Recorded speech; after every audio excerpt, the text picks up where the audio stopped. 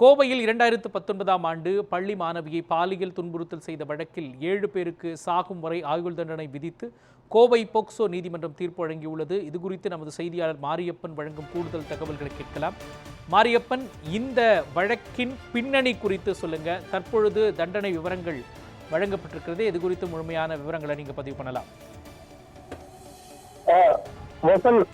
கோவை சீரணக்கமலத்தை சேர்ந்த 11ஆம் வகுப்பு மாணவி தனது பிறந்தநாளை கொண்டாட தனது நெருங்கிய நண்பன் உட்பட 6 பேர் கொண்ட குழுவுடன் பிறந்தநாள் கொண்டாட அழைத்துள்ளார். அதன்படி அவர்கள் 6 பேரும் பிறந்தநாள் கொண்டாடுவதற்காக சீரணக்கமலத்தில் இருக்கக்கூடிய ஐஸ்வரி நகர் குழந்தைகள் பூங்காவில் கூறியிருக்கிறார்கள்.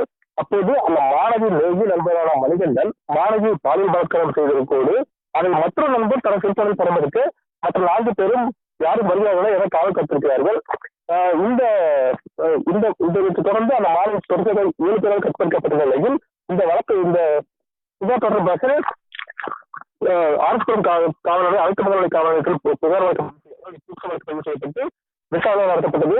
அதன் அடிப்படையில் அந்த மாணவி நண்பர்களாக இருக்கக்கூடிய ராகுல், பிரகாஷ், கார்த்திகேயன், நாராயணமூர்த்தி ஆகிய மொழி கைது செய்யப்பட்டார்கள். அதற்கு பின்பு முக்கிய குற்றவாளியான மணிகண்டன் மற்றும் அவர் நண்பரான பப்ஸ் கார்த்தி ஆகியோர் கைது செய்யப்பட்டிருக்கார்கள். மொத்தமாக இந்த வழக்கில் 7 பேர் கைது செய்யப்பட்டார்கள்.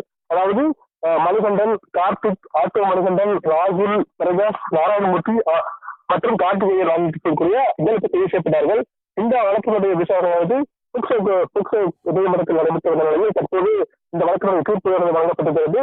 இந்த வழக்கினை விசாரித்த போக்சோ நீதிமன்ற நீதிபதி பகவதி அம்மாள் இந்த தீர்ப்பை வழங்கியிருக்கிறார்கள்.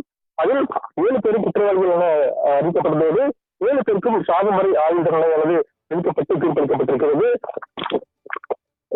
அதாவது கடந்த 2019ஆம் ஆண்டு இந்த வழக்கில் முக்கியமான, அதாவது 7 பேர் கைது செய்யப்பட்டது முக்கியமான வழக்காக பார்க்கப்பட்ட நிலையில் தற்போது இந்த 7 பேருக்கும் சாகும் வரை ஆயுள் தண்டனையானது வழங்கப்பட்டிருக்கிறது குறிப்பிடத்தக்கது.